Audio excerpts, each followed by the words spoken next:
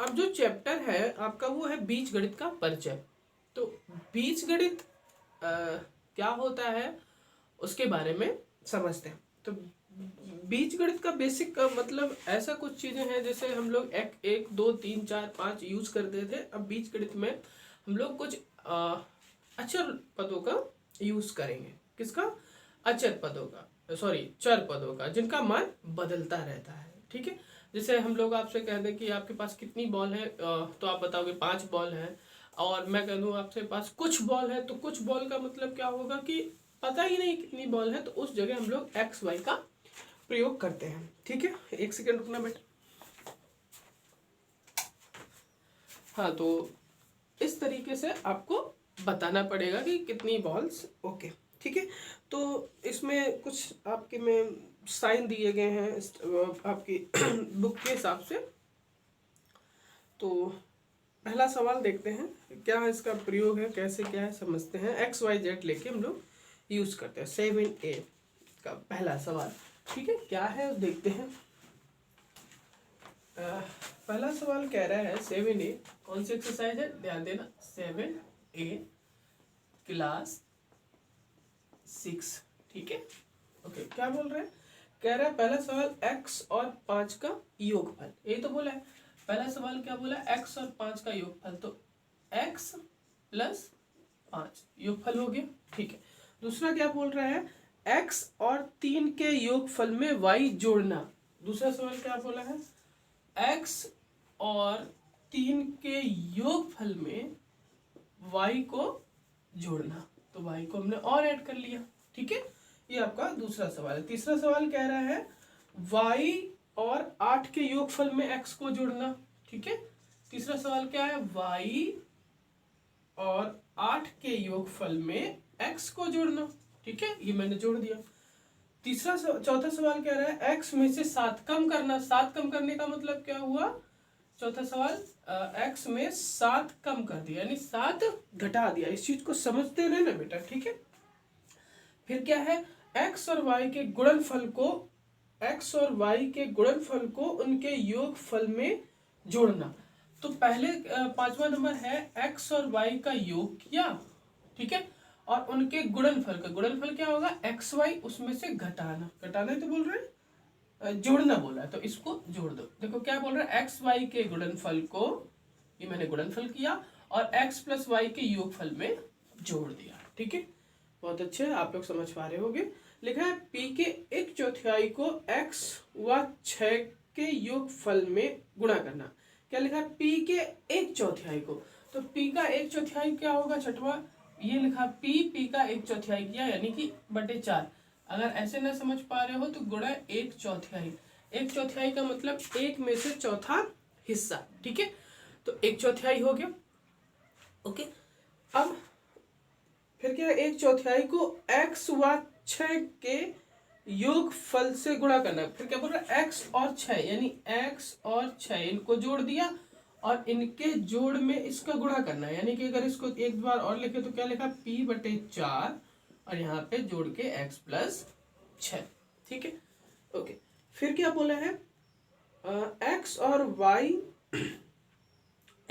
और y से भाग करने पर प्राप्त भागफल में 2 कम, x और y से, x को y से भाग करने पर, ठीक है। 7वां सवाल क्या है? x को y से भाग करने पर, कर दिया भाग, x को y से भाग कर दिया, और प्राप्त जो है वो 2 हम लोग जोड़ दें, ठीक है।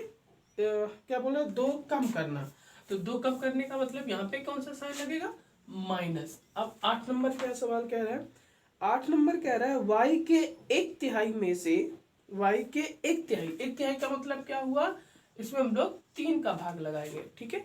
y के 1/3 में से x का 4 गुना निकालना। तो x का 4 गुना कितना होगा? 4 गुना का मतलब 4 का x में गुणा कर दो। इसको निकालना, निकालने का मतलब होता है घटाना, हमने घटा दिया। फिर क्या बोल रहे हैं?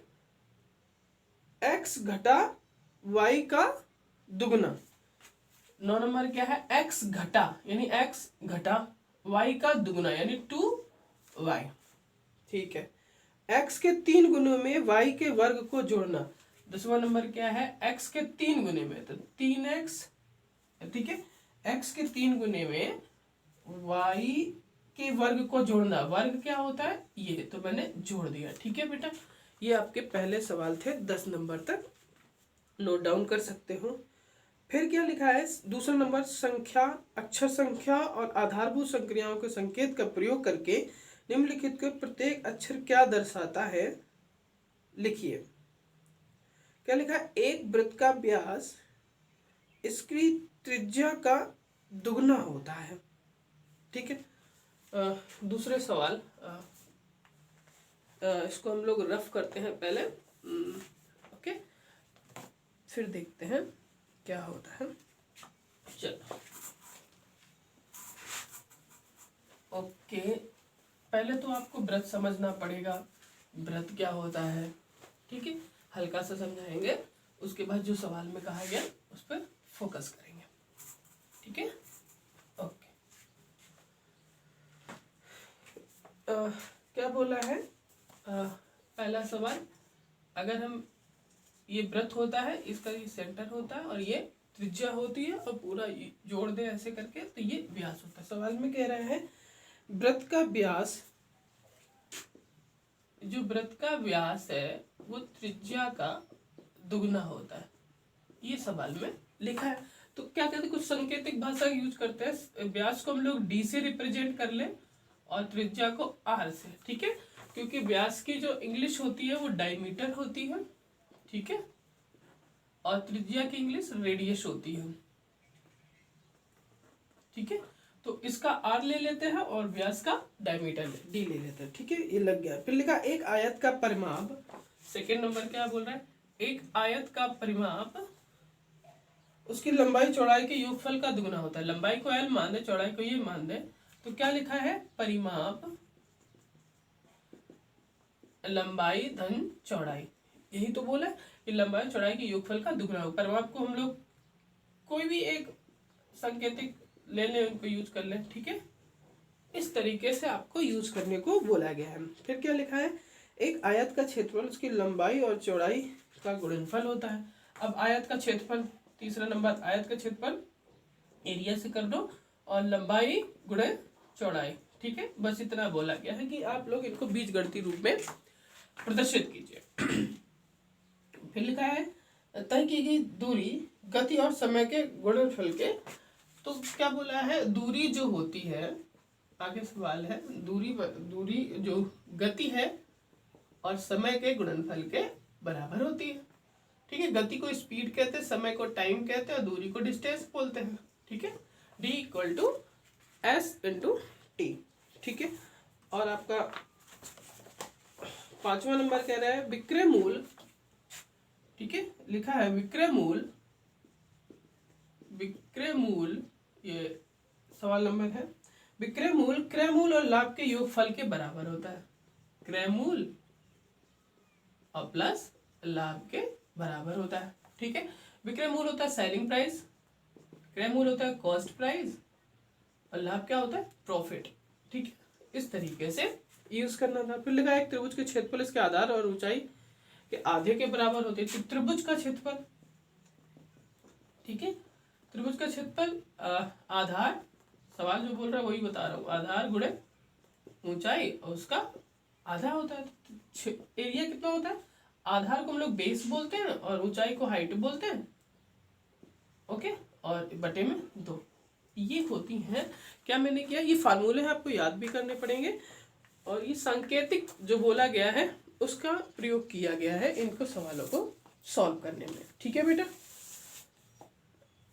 ओके, अब मैं चलते हैं, आपका जो नेक्स्ट सवाल नंबर है, कौन से हैं, तीसरा और चौथा, पांचवा, छठवां खत्म कर देते हैं और कोशिश करते हैं आपको आज ही ये अभी खत्म हो जाए।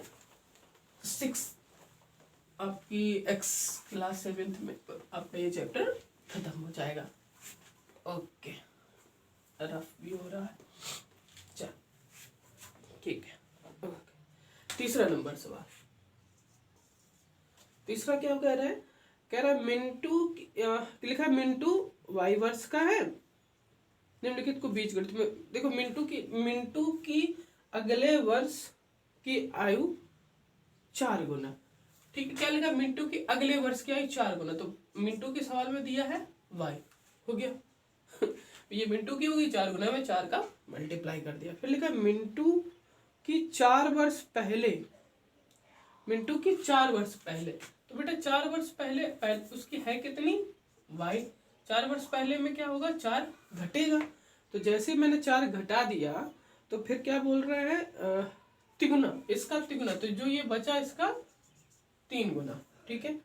फिर लिखा है मिंटू के चाचा की वर्तमान आयु, उसके चाचा की आयु मिंटू के 2 वर्ष बाद की आयु की 4 गुना हो। देखो मिंटू की 2 वर्ष की, ये मिंटू की है, 2 वर्ष बाद की कितनी होगी? 2 जोड़ दिया हमने, और ये चाचा की होगी 4 गुना, क्योंकि चाचा की आयु कितनी है?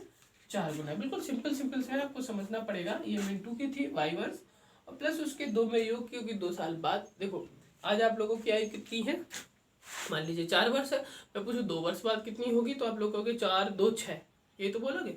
ठीक है, तो 4 2 6। वैसे मैंने कहा ये मिंटू की थी और इसमें हमने 2 वर्ष ऐड कर दिया। ठीक है, कुछ भी नहीं, कोई रॉकेट साइंस नहीं है, समझना है। मिंटू के चचेरे भाई की वर्तमान आयु, यदि उसके चचेरे भाई की आयु मिंटू के 5 वर्ष पहले की आयु, तो जैसे ये मिंटू है, इसके 5 वर्ष पहले की आयु हमने ये निकाल ली, ये मिंटू की निकल आई 5 वर्ष पहले की। 5 वर्ष पहले की आयु के 1/3 से, इसका कितना? 1/3 से, इसका हमने तिहाई कर दिया तुरंत। 1/3 से 3 वर्ष कम हो, ये जो आयु निकली इससे भी 3 वर्ष कम हो, ये उसके चचेरे भाई की आयु निकल आई। ठीक है, देखो जो बोल रहा है वही कर रहे हैं। ठीक है, हम कुछ भी और एक्स्ट्रा नहीं कर रहे हैं, जो बोला गया है वही कर रहे हैं। ठीक है, ओके, ये सवाल खत्म हो गया। चौथा नंबर देखते हैं। चौथा क्या है? नोट डाउन करते रहिए। लिखा है कृति ने विज्ञान में 80 अंक, कोई ये कृति लड़की है, उसने क्या किया? विज्ञान सब्जेक्ट था, उसमें कितने अंक प्राप्त किए? 80 अंक प्राप्त किए। और गणित में कितने अंक प्राप्त किए? गणित में x अंक प्राप्त किए। इन दोनों विषयों में कुल कितने अंक प्राप्त हुए? ठीक है, कुल अंक कितने हो गए बेटा? तो जोड़ते हो ना, 80 में x जोड़ दो, ये हो गया कुल अंक। अब बताओ x कैसे जोड़ोगे, लेकिन जोड़ना पड़ता है ऐसे करके।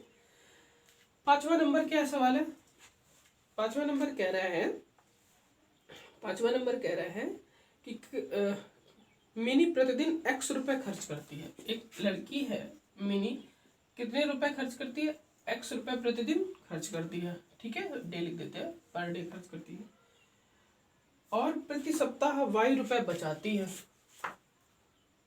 प्रतिदिन x रुपए खर्च करती है और प्रति सप्ताह यानी बचाती कितना रुपए है? y रुपए बचाती है। कौन सा? सप्ताह, यानी 7 दिन में वह y रुपए बचा लेती है। ठीक है, तो उसने 2 सप्ताह की आय क्या है? कितने? 2 सप्ताह की